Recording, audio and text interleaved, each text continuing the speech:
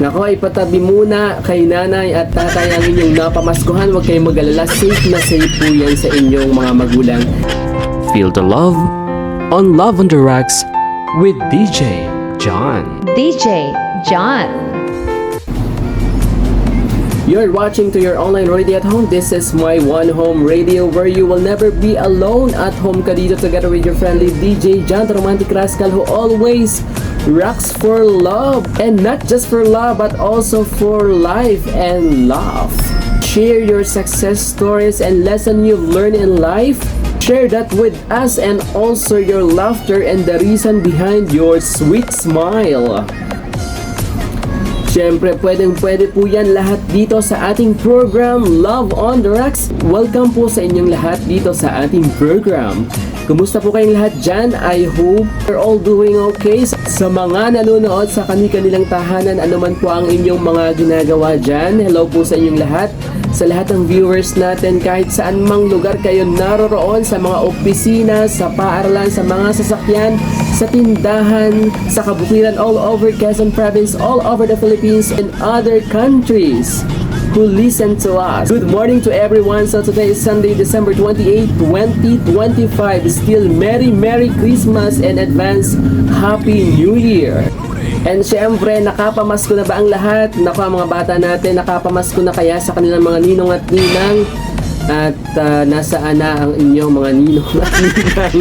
Naku, ipatabi muna kay nanay at tatay ang inyong napamaskuhan. Huwag kayong mag-alala. Safe na safe po yan sa inyong mga magulang.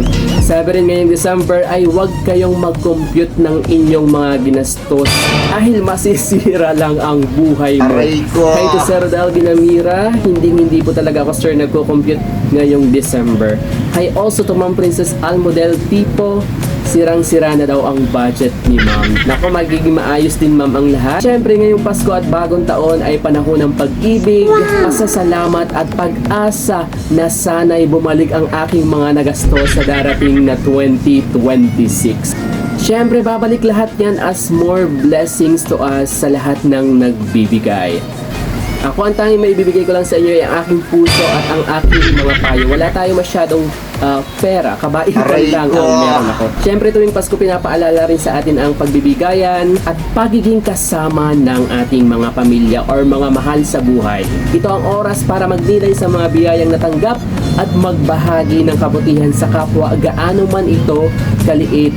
At sa mga binigyan po, magpasalamat dahil may nagbibigay. Sa pagdating naman ng bagong taon, may mga New Year's resolution na bang ginawa ang lahat upang inyong tuparin sa darating na January 2026 at para sirain din sa mga susunod na buwan ng 2026. Ako wala pa kasi nag-iisip pa ako yung gusto ko kasing New Year's resolution ay matutupad ko ng buong taon. Yung mga kakilala ko dyan, ano ba ang inyong mga New Year's resolution? Pwede nyo po yung i-comment down below. Yung iba ko dyan mga kakilala sana ay magbago-bago na. Iwanan na yan kay year 2025. Dahil ngayon darating na bagong taon, binubuksan natin ang panibagong yugto ng ating buhay na puno ng mga pangarap at bagong simula. Iiwanan man natin ang ating mga pagsubok ngayong 2025. Dala naman natin ang mga aral na magpapalakas sa atin sa darating na 2026. Naway maging makabuluhan ang bawat hakbang, mas matatag na pananampalataya at mas maliwanag na bukas para sa taong 2026. Sana ay may natutunan kayo kay DJ John tungkol sa Pasko at sa bagong taon. At siya nga pala, from the bottom of my heart, thank you for our amazing supporters and followers ng My One Home Radio. Aking mga kamor, so don't you worry guys, more contents coming right up. Masisipagan pa ng inyong lingkod na gumawa ng mga contributing and inspiring contents para po sa inyong lahat. We have 1,500 followers in our radio vlog as of today. So thank you guys. Your likes, share, comments, and constant support inspire me to keep creating and improving every day. As we continue to grow, I invite you to be a part of our journey. Follow our page, share our content, and help us reach more people who believe in what we do. Together, let us build a stronger, more positive, and more engaged community. Wow! This milestone is yours as much as it is ours. Thank you for being with me always. So follow my One Home Radio for more. For the meantime, I'm gonna pause for a very short break and I'll be right back for more of our stories. This is your friend DJ Jan, all right here on your online radio at home. This is my One Home Radio, at home ka dito. My One Home Radio, at home ka dito. Love on the Rocks with DJ John. DJ John. And you're still listening to your online radio at home. This is my One Home Radio together with your friend DJ Jan Romantic Rascal, who always rocks for love, life, and love. And for today's episode ay tutulungan natin si Melanie sa kanyang problem. This is regarding with the last video I posted about the Melanie story. Let us have the summary of her story. Siya ay bagong teacher, 1 year na po siya sa service. Itago na lang po natin siya sa pangalang Melanie. Okay naman siya nung umpisa, pero nung tumagal, nagsimula na siyang utusan ng kanyang mga kasamahan dahil siya daw ay bata at bagong teacher sa kanilang paaralan. Halos ipagawa na po sa kanya lahat ng mga gawain, lahat ng request, mag-MC, magpa-program. Nung minsan tumanggi siya sa utos ng kanyang kasamahan ay nagsimula na rin siyang pag-initan ng mga ito. Ano ang gagawin ko, DJ Jan? Sa mga pagkakataong nararanasan ko ito, may makakatulong tayo sa pagbibigay ng mga payo kay Melanie. Iisa-isahin natin ang mga nagbigay ng mga comments and advice sa ating bida for today's episode. So narito na po yung ating mga payo galing sa ating mga kaibigan na nag-comment online. Hi kay Kyra Valdemore, bilang bagong guro, normal lang na ma-overwhelm. Sa halip na husgahan, mas kailangan mo ng gabay at pangunawa mula sa mga mas matatagal na sa iyo sa profesyon. Thank you for your comment. Hi naman kay Vanessa Galde, matutong magsalita kapag napupuno na ang mga gawain. And sabi naman ni Joanne Mendez, magpakatatag ka, hindi ka nag-iisa. That is correct. Sabi naman ni Jane Samia, hi DJ Jan, pabati po ako sa susunod niyong program. Ayan, binabati na kita Jane Samia, and thank you for listening and watching. Sabi naman ni Bria Samonte, ganda naman ang boses mo DJ Jan, more stories po. Thank you so much po, I really appreciate that. Maraming salamat po. Sabi naman ni Rosalia Juvida San Pedro, kayang-kaya mo yan ma'am, tiwala lang, tibay ng loob. Ayan naman ang comment ng aking mother.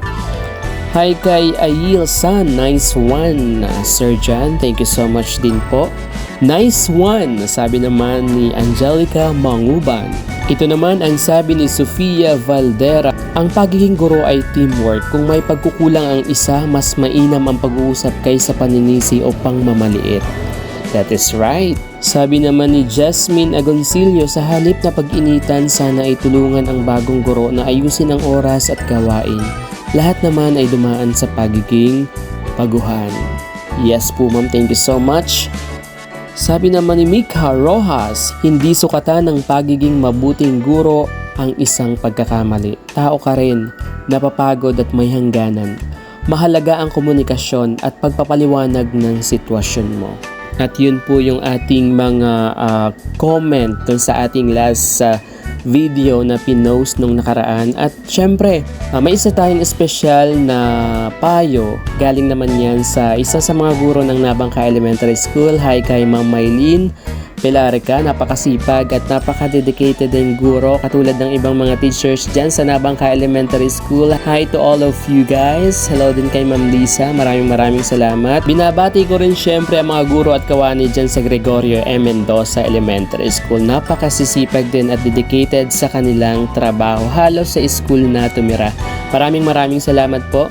At syempre sa lahat ng teachers and school heads ng Ginyangan South District, ganun din ng Ginyangan North District. Sa aking sa mga nagpapabati pala dyan sa San Isidro Elementary School, Ayan, binabati ko na kayo mga ma'am. Sa inyo pong lahat, headed by Ma'am Maria Cristina Magpantay, ang kanilang principal one na napakasipag din po. Siyempre sa aming mga supervisors din ng Ginyangan Quezon. Saan pa ba magmamana ang mga masisipag na constituents kundi sa masisipag ding mga supervisor? Kay Ma'am Miles at kay Sir Reynald, ang bagong supervisor. Hi din sa Mayor ng Ginyangan Quezon, kay Mayor Boyboy Isaak, kay Mayor Madden, kay Konsehal Greg Cadasio. Maraming salamat po sa pakikinig. Batiin ko din sina Ma'am Gina Verbo, Ma'am Lisa Asuncion, hi kay Ma'am Roxanne Rubios, kay Ma'am Zenaida Eduardo. Happy watching po and listening. Thank you so much po.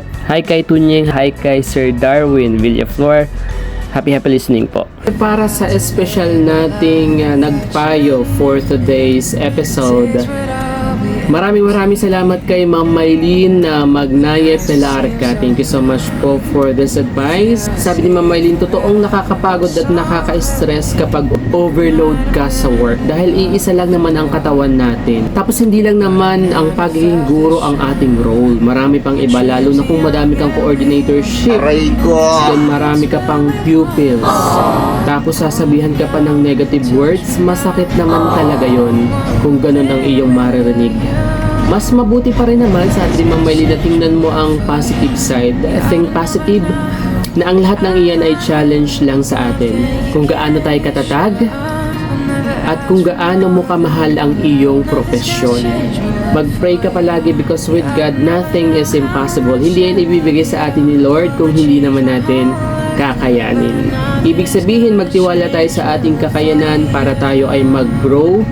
Promise, para sa atin din naman lahat ng ginagawa natin. Isipin pa rin natin na maswerte pa rin tayo kasi binigyan tayo ng oportunidad na makapag-work at maipamalas natin ang ating abilidad. Tunay na walang kwenta ang abilidad kung wala namang oportunidad. Napakagandang linya, napakagandang words coming from Ma'am Maylene. Mahalaga rin na may listahan tayo ng ating mga gawain at gawin agad asap para hindi tayo matambakan. Ayan, hindi tayo natatambakan ng ating mga gawain. At napakasarap sa pakiramdam kapag may na-accomplish tayo sa maghapon. And take note, pwede naman tayo humingi ng tulong sa ating mga kasamahan, lalong-lalo na sa ating mga school head upang tayo ay matulungan at maunawaan upang mapadali ang mga gawain. Sana ay nakatulong ang payo ko sa iyo, Ma'am Melanie. These words are coming from Ma'am Maylene. Thank you so much po sa iyong mga payo. Melanie, ang maipapayo ko sa iyo ay mahalin mo ang sarili mo, lalong-lalo na ang iyong profesyon. Mahalagang panatilihin mo ang bukas at maayos na komunikasyon sa iyong mga kasamahan at lalong-lalo na sa iyong school head or principal. Lalo na't bago ka pa lang sa serbisyo, patuloy kang mag-adjust sa iyong mga tungkulin. Mahalaga rin na matutunan mong magtakda ng malinaw na mga limitasyon. Ang pagtanggi sa sobrang gawain na hindi kawalan ng pakikisama, kundi isang paraan upang mapanatili ang kalidad ng trabaho at sariling kapakanan. Higit sa lahat, dapat mong tandaan na ang respeto sa sarili ay mahalaga at hindi mo kailangan isakripisyo ang iyong dignidad para lamang tanggapin ng iba. I hope nakatulong ang aming mga payo sa iyo, Melanie. Thank you so much everyone for watching. Once again, this is your friend DJ Jan, the Romantic Rascal who always rocks for love. Dito lang yan sa My One Home Radio. At home ka dito.